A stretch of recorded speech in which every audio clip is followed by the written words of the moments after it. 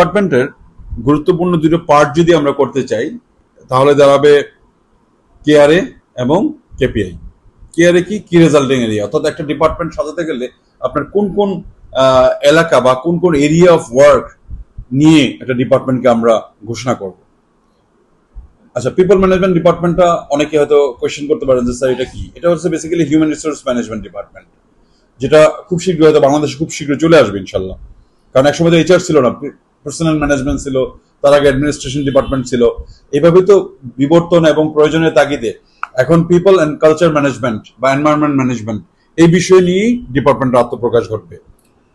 তো প্রধান যে বিষয়টা যেটা নিয়ে আমি কথা বলতে চাই আজকে সেটা হচ্ছে যে অনেকেই যদি বলেন যে এইচআর ডিপার্টমেন্টের কাজ কি, পিপল ম্যানেজমেন্ট ডিপার্টমেন্টের কাজ কি, বা এই ডিপার্টমেন্টের এরিয়া অফ ওয়ার্ক কি কি।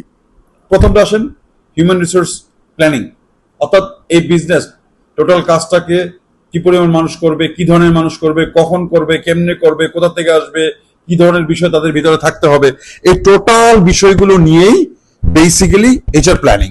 এখন এইচআর প্ল্যানিং এ এক্সপার্ট যদি কোনো এইচআর প্রফেশনাল হতে চান তাহলে তাকে বিজনেসটাকে বুঝতে হবে। যে কারণে ব্যক্তিগতভাবে ধরেন আমি যে আজকে এইচআর ব্যাকগ্রাউন্ডে হওয়া সত্ত্বেও আমি যে প্রোডাকশন বা প্ল্যানিং বা অপারেশনের মানুষ হলাম, এটা হওয়ার মূল কারণটা ছিল এটা আমাকে বিজনেস বুঝতে হয়েছে। সেটা আমার ক্যারিয়ারের আর্লিতেই গভর্নমেন্ট সেক্টরে হয়ে গেছে। এই জন্য আমি একটা প্রতিষ্ঠানের প্রতি কৃতজ্ঞ। প্রায় 10 বছর সার্ভিস দিয়েছে ওখানে। আমার এমডি সাহেব আমাকে এইচআর থেকে উঠে এনে আমাকে প্রোডাকশন এবং অপারেশনটা হাতে দিয়েছেন। যাই হোক, তো এইচআর প্ল্যানিংটা বুঝতে গেলে আপনাকে জব ডিজাইনটা জরুরি। আর জব ডিজাইন করতে গেলেই আপনি জেডি অর্থাৎ job description and job specification, অর্থাৎ এই ডেসক্রিপ্টেড জবটাকে পারফর্ম করার জন্য কি কি কোয়ালিফিকেশন লাগবে, কতটুকু একাডেমিক ব্যাকগ্রাউন্ড লাগবে, কতটুকু তার প্র্যাকটিক্যাল নলেজ নো হাউ থাকতে হবে, এই টোটাল বিষয়গুলো নিয়েই কিন্তু আপনার HR planning.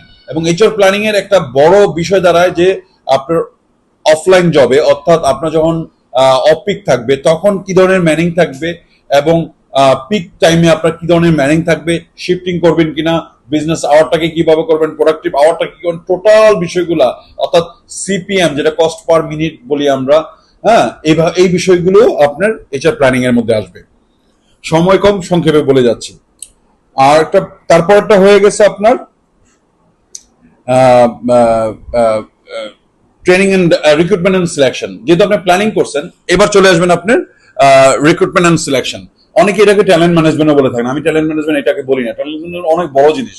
Talent management is a maintenance work, এটা পরে আসতেছি। Recruitment selection very simple. Recruit করবেন, সেটার জন্য ম্যানিং অ্যাপ্রুভাল নেওয়া, জব জাস্টিফিকেশন করা, সেই জাস্টিফিকেশন অ্যাপ্রুভাল নেওয়া, প্যাকেজ ডিজাইন করা, প্যাকেজ সার্ভে করা, এই টোটাল বিষয়গুলোর উপর ভিত্তি করে আপনি কি করবেন, রিক্রুটমেন্ট করবেন। রিক্রুটমেন্ট কি, অর্থাৎ জব সার্কুলেশন দিবে, অর্থাৎ সিভি কে কালেক্ট করার জন্য আহ্বান করবেন। এটা কিন্তু নিয়োগ না, নিয়োগ হলো সিলেকশন, অর্থাৎ জব ডেসক্রিপশন, রিক্রুটমেন্ট দেন সিলেকশন। সিলেকশন হচ্ছে সিভি সর্ট আউট থেকে শুরু করে ফাইনাল তাকে অফার লেটার বা অ্যাপয়েন্টমেন্ট লেটার দিয়ে প্লেস করে দেওয়া। এখন এখানে একটা বিষয় আমি বলি আপনাকে, যে প্লেস করতে গেলে আপনার রেফারেন্স চেকিংটা খুব গুরুত্বপূর্ণ। আমাদের দেখেন, আমি এইচআর প্রফেশনালদের বলি, অনেক এইচআর প্রফেশনাল আছে যাদেরকে আমি ডার্ক পিপল বলে থাকি। মার্কেটে আমি মোটামুটি এইচআর এর সবাইকে চিনি, বিশেষ করে আরএমজির। এখানে 22 থেকে 23 জন আছে যারা ধরেন বিভিন্ন কারণে এদের রেফারেন্স চেক করলে আপনি পেয়ে যাবেন নারী গঠিত, ফিনান্সিয়াল ডিসপিউট বা অন্যান্য কারণে চাকরিচ্যুত হয়েছে, তারা কখনো রিজাইন দিয়ে আসেনি কোনো ইন্ডাস্ট্রি থেকে, তারা চাকরি পেয়ে যাচ্ছে। কারণ হচ্ছে এই রেফারেন্স চেকটা করা হয় না। আমি এদের ডার্ক এইচআর প্রফেশনাল যাদেরকে বলি, লিস্ট করা আছে আমার কাছে 22 জন।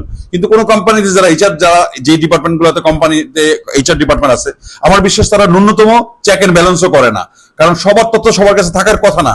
কিন্তু যারা ধরেন সংগঠন করেন বা বিভিন্ন বিষয়ে তথ্য রাখেন বা বিভিন্ন মার্কেট, যেমন ধরেন আমি যেহেতু একেবারে একজন প্রফেশনাল এবং আমি প্রফেসর, আমার অনেক ছাত্র আছে বিভিন্ন ইন্ডাস্ট্রিতে, যার কারণে নেটওয়ার্কের কারণে অনেক তথ্য চলে আসে আমার কাছে।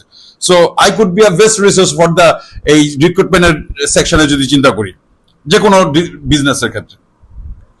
তো এখানে আপনার এই রিক্রুটমেন্ট সিলেকশনটা গেল। তারপরে ট্রেনিং এন্ড ডেভেলপমেন্ট, যাকে আপনি নিয়োগ দিলেন আপনার বিজনেসের সাথে কাস্টমাইজ করার জন্য, আপনার রিসোর্স অর্থাৎ material resource, machinery resource, IT এবং টোটাল বিষয়গুলোর মধ্যে যদি আপনার এমপ্লয়িকে আপনি প্রপার ওয়েতে, জাস্টিফাইড ওয়েতে বিজনেসের ড্রিভেন সোর্সেস বা রিসোর্স হিসাবে যদি আপনি প্রপারলি আপনার এঙ্গেজমেন্টে নিয়ে আসতে চান, কাজে লাগাতে চান, তাহলে ট্রেনিং এর কোনো বিকল্প নেই। আচ্ছা, ট্রেনিং যে করাবেন তার আগে আপনাকে যেতে হবে ট্রেনিং নিড অ্যাসেসমেন্টে, অর্থাৎ কি ধরনের ট্রেনিং লাগবে, কিভাবে লাগবে, অন দা জবে রেখে, অত জবে রেখে করবো না অফ দা জবে কোনো ইনস্টিটিউটে পাঠাবো, বাইরে থেকে হায়ার করবো কাউকে রিসোর্স পারসন, নাকি ইন্টারনালি আমি ডিজাইন করে করব, এই বিষয়গুলো নিয়ে এইচআর মানে ট্রেনিং ক্যালেন্ডার নিয়োগ করেই আপনাকে কাজটা করতে হবে। তারপরে আসেন মেইনটেনেন্স, যেটা ভেরি ভেরি ইম্পর্টেন্ট। প্রত্যেকটা এমপ্লয়ি বিজনেসের সাথে কতটুকু ট্যাক্ট এবং সে কতটা রিসোর্সফুল, সে আপনার বিজনেসে কতটুকু কন্ট্রিবিউট করতে পারবে, এই টোটাল বিষয়টা হলো এই মেইনটেনেন্স উইংস এর মধ্যে থাকবে এইচআর এর। কিভাবে? আপনি একটা এসি যদি আজকে নষ্ট হয়ে যায়, আমরা কিন্তু ফেলে দিই না, যদিও প্রতিদিন এসিটার ভ্যালু ডেপ্রিসিয়েট হচ্ছে, কিন্তু তারপরে ফেলে না। কি করি? কারণ মনে করি যে মেইনটেইন করলে ও কাজে দিবে। তাহলে একটা এইচআর একটা রিসোর্স বা একটা এমপ্লয়িকে আপনারা কেন চেক করেন? আমরা কেন চেক করি? কারণ আমরা ওই মেইনটেইন, আমাদের যেহেতু অ্যাভেলেবেল রিসোর্স আছে বাংলাদেশে, চাইলেই আমরা লোক পাইতে পাই, এই জন্য আমরা কাউকে এসির মতো করে রিপেয়ার করি না, মেইনটেইন করি না। দেখেন, যাকেই নেন তাকে আপনি কাস্টমাইজ করে নিতে হবে, আপনাকে সময় দিতে হবে, তাহলে একে আপনি বাদ দিবেন। আজকে আমি দেখি যে কোম্পানিতে যাকে বাদ দেন, পুয়ার পারফরমেন্সের কারণে হোক, অন্য কারণে হোক, হ্যাঁ কিছু বিষয় যেটা বললাম ডার্ক, যেমন ডার্ক এইচআর প্রফেশনাল কিছু বললাম আমি, এভাবে প্রোডাকশনে আছে, কোয়ালিটি আছে, বিভিন্ন ডিপার্টমেন্টের আছে। সো ওই জায়গাগুলো ব্যতি রেখে আপনি যদি মনে করেন টোটাল বিষয়গুলো নিয়ে কাজ করবেন, তাহলে আপনাকে কি করতে হবে? কিছু সেট অফ পলিসি সেট করতে হবে যে এই কারণে যদি কারো জব যায়, তাহলে আমি তাকে কি করব? আমি জব রোটেশনে দিব, জব এনলার্জমেন্টে দিব। এই বিষয়গুলোর উপর ভিত্তি করে আপনি টোটাল ভাবে তাকে মেনটেন করবেন। সেক্ষেত্রে ফিডব্যাক সিস্টেমটা খুব গুরুত্বপূর্ণ। অর্থাৎ তার যা যা ডেফিসিয়েন্সি আছে তাকে ভয়েস আউটের মাধ্যমে, ওয়ান টু ওয়ান সেশনের মাধ্যমে তার কাছে বের করতে হবে যে এটা কেন হয়েছে বা কি কারণ হয়েছে, এবং তার প্ল্যান কি, সে নিজেকে কিভাবে ওভারকাম করাবে। এই বিষয়গুলো নিয়ে আপনাকে কি করতে হবে? এই মেইনটেনেন্স এবং ট্যালেন্ট ম্যানেজমেন্ট আমি মেইনটেনেন্স আন্ডারে কভার আপ করতে বলি, এটা cover up department of maintenance talent management. তো এখানে আপনার ফিডব্যাকটা, এবং আমি আবার বললাম job rotation, job enlargement, promotion, transfer, এই টোটাল বিষয়গুলো হচ্ছে কি মেইনটেনেন্স উইংস এর মধ্যে পড়বে এইচআর এর। দেন আপনার কি করতে হবে? Environment management. অর্থাৎ আপনি যদি কর্ম পরিবেশ ঠিক না রাখেন, তাহলে যত সুপার, আপনি একজন ভালো কৃষক নিয়ে আসছেন কিন্তু তাকে জমি দেন নাই, জমিটা উর্বর না হোক, জমি দেন নাই, ভালো জমি দেন নাই, সে পারফর্ম করতে পারবে না, ফসল তৈরি করতে পারবে না, ব্যর্থ হবে সব ক্ষেত্রে।